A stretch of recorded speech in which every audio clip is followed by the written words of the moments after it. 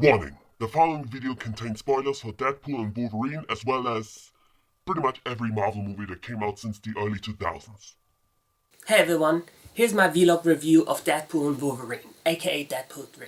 This is my last MCU movie. Out of all the Deadpool movies I've seen, this one is the weakest.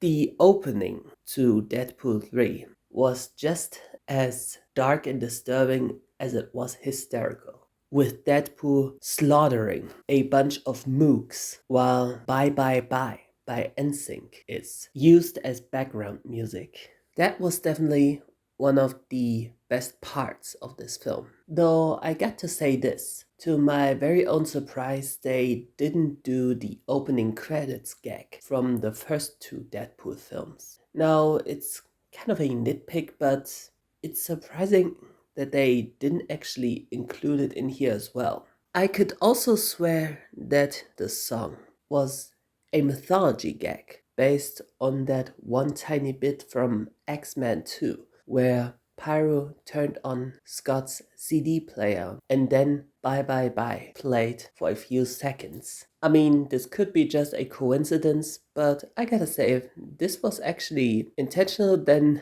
I gotta say that was pretty sweet. The main cast from the first two Deadpool movies feel heavily underutilized. Most of them are extended cameos at best. Now, it was a huge pleasant surprise to see Shatterstar and Peter, amongst all the other previous Deadpool characters, return back for this film. Unfortunately, they are getting sidelined in favor of an absurd amount of cameos. Make no mistake, those cameos were pretty cool. Half of them anyway, because there were others that you do get the feeling were wasted, but at the same time, that's what's going to happen if you're trying to cram in too many cameos in one movie.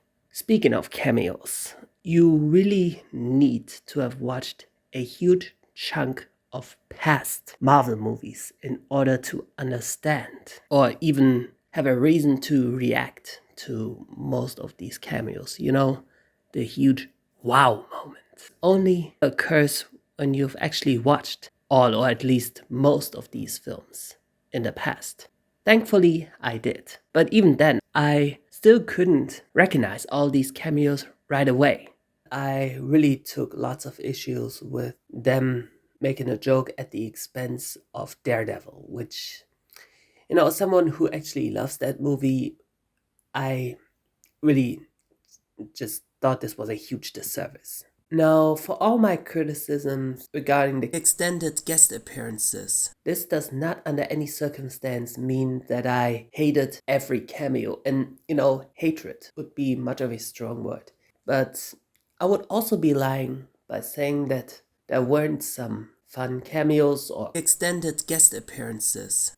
For example, it was pretty cool to see Daphne Keane reprising her role as Laura from Logan. I mean, that was pretty amazing. It was also pretty epic to see Wesley Snipes return as Blade. Seeing Pyro back ever since X-Men 3 was also pretty cool. And the same also goes for the cameos from all the other X-Men from the past X-Men movies. That was epic. It was also a pleasant surprise to see Jennifer Garner back as Elektra. But on the other hand, I really took lots of issues with them making a joke at the expense of Daredevil. It kind of ruins it for me. Probably the biggest surprise character of them all was Gambit. Because, for those who don't know, back in the good old days where Disney wasn't owning everything, Channing Tatum was meant to portray Gambit. Now, he wasn't the first actor to play the character. Before him, there was Taylor Kitsch, who portrayed the character in X-Men Origins Wolverine. And to tell you the truth, I think it would have been much cooler if they have him reprise the character. But hey, I guess they wanted to include Channing Tatum because, after all, he was originally meant to replace Taylor Kitsch. And I'm pretty sure there are some people who were happy to see him portray the character at last. Even though I think I would have preferred Taylor Kitsch. I really enjoyed that montage where Deadpool was constantly searching for a fitting variant of Wolverine. And it also provided us with a sweet cameo of Henry Cavill as Wolverine, or Cavalline as he has been nicknamed in universe. That was pretty epic, and if I was still invested in the MCU and he's going to become a potential choice to be Wolverine in the MCU, I would be very excited for it. Now, as much as I enjoyed the opening scene, I also took some issues with it. Case in point, while Ryan Reynolds and Hugh Jackman will make it eminently clear that this movie wouldn't undo the ending of Logan, while this is true, it does at the same time, however, make a huge joke out of the emotional ending of Logan. Now, once again, it doesn't completely ruin the opening for me, but still, it didn't sit well with me either. I gotta say, this movie has lots of funny moments. A lot of them coming from Deadpool, obviously, but Hugh Jackman as Wolverine also has lots of fun and especially awesome moments, though Deadpool isn't too shabby either. I am also glad that this movie kept its R rating so they could still go with lots of profanity and violence and whatnot. There were also lots of jokes making fun about the current zeitgeist, and one would think, dear goodness, it's completely one-sided, but don't you worry, because as far as I can tell, it actually makes jokes at the expense of everyone, really.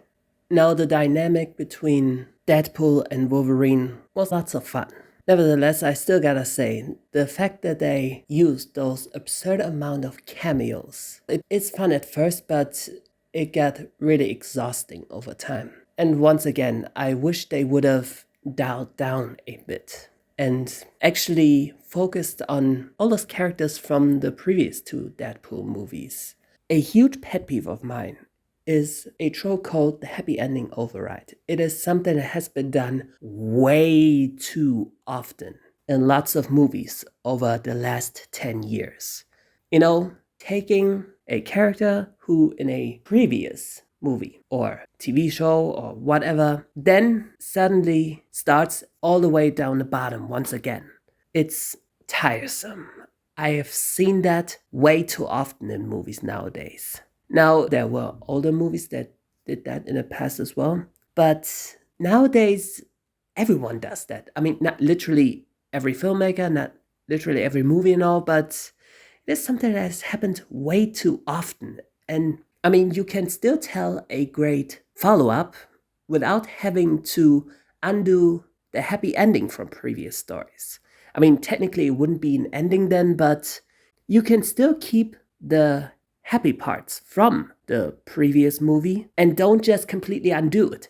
It worked in Shrek 2. The first movie had a happy ending, and the follow-up continues where the story left off, but it doesn't undo the accomplishments from the previous story. As a matter of fact, it even expands on parts that hadn't been developed in the previous film, which is why Shrek 2 is oftentimes considered one of the best sequels ever, and that includes me. Something that I also felt was completely pointless is that Wade and Vanessa aren't a couple anymore, only to become a couple at the end again. This was completely pointless, and granted, while it doesn't completely undo the ending of Deadpool 2, since they do at the very least get back together at the end. This pretty much just squandered the opportunity to give us more scenes between them, and the previous film also implied that both of them wanted to have kids, and that has been never explored,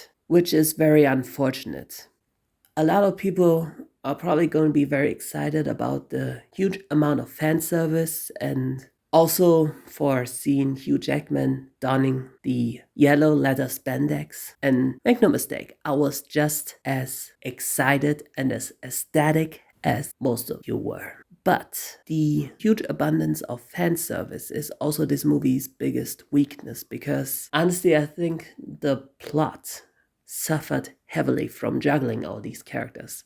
The villain, while not the most complex, was a very hateable individual. At first, I was concerned that they were trying to add sympathy to her. But thankfully, the movie itself avoided gaslighting audiences into suddenly turning her into a tragic character who has been good all along, similar to the trash that they have pulled in Multiverse of Madness. Because that movie and the writing, dear goodness, that was just awful. Just a huge disservice to what they have done to Wanda Maximoff. Deadpool 3, to me, is the weakest compared to the other two films. I think the first two films just worked much better, and considering that they weren't overly reliant on cameos like this movie was, it also helped them being more coherent with the main story itself. At the same time, though, I am happy to say that this is it. That was the last MCU movie for me to ever watch in a movie theater.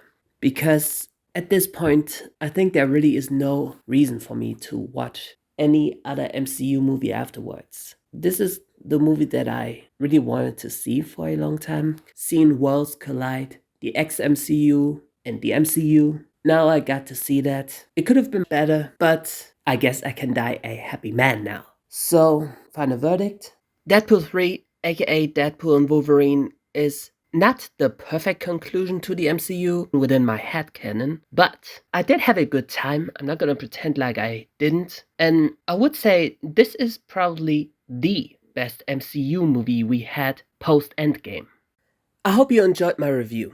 I know that enough people probably won't agree with me, or are probably gonna get mad, but you gotta remember, I don't hate Deadpool 3.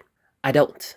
There are lots of criticisms that I have, but at the same time, it's still what I would consider to be a solid conclusion to both the XMCU and the MCU. And hey, it's a million times better than Dark Phoenix. That's for sure. And hey, once it gets its home release, I'll definitely going to buy it on Blu-ray.